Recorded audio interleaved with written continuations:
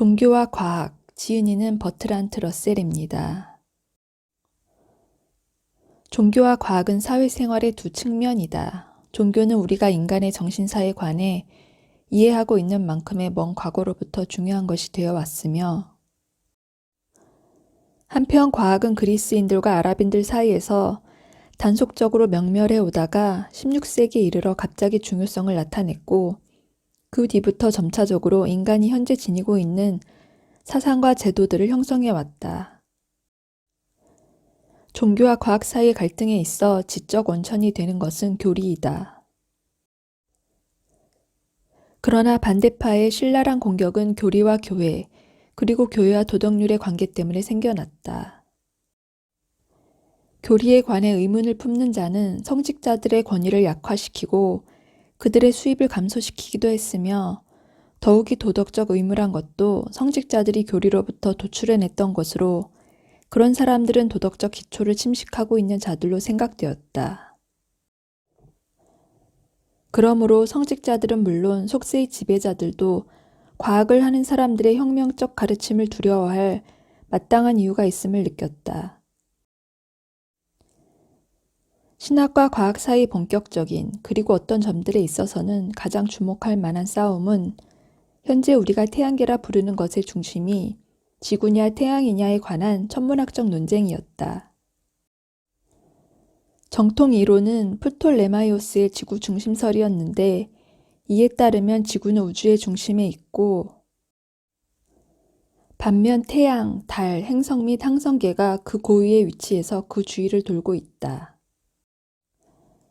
새로운 이론, 즉 코페르니쿠스의 태양 중심설에 의하면 지구가 가만히 있기는커녕 이중 운동을 하고 있는데, 지구는 하루에 한 번 그 축을 중심으로 자전하며 또 1년에 한 번 태양 주위를 돈다.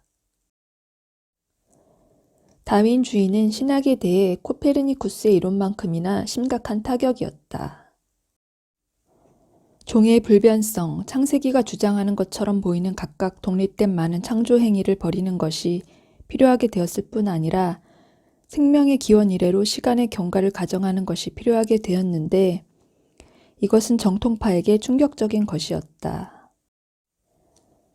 또한 동물들이 주위 환경에 기막히게 적응한다는 점에서 비롯되는 신의 자비에 대한 많은 논의를 벌이는 것이 필요했는데, 이것은 이제 자연선택의 작용으로 설명되었다. 최악의 경우로 진화론자들은 인간이 하등동물에서 유래되었다고 감히 주장했던 것이다.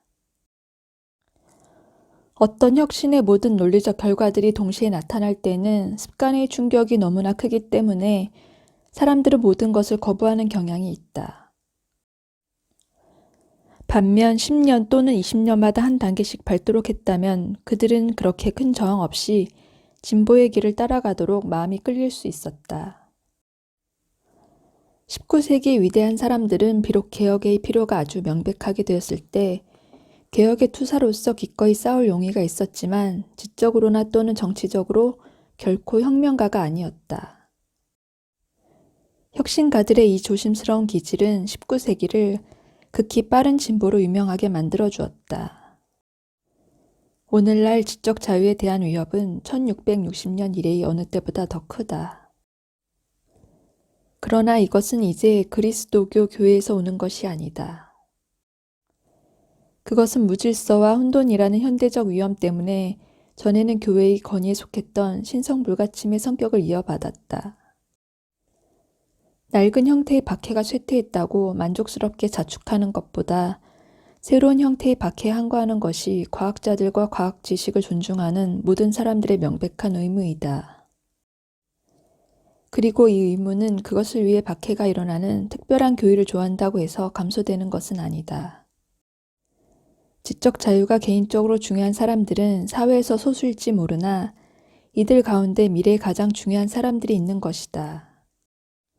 우리는 인류의 역사에서 코페르니쿠스, 갈릴레오, 다윈의 중요성을 보았으며 미래가 더 이상 이런 사람들을 낳을 수 없다고 생각해서는 안 된다.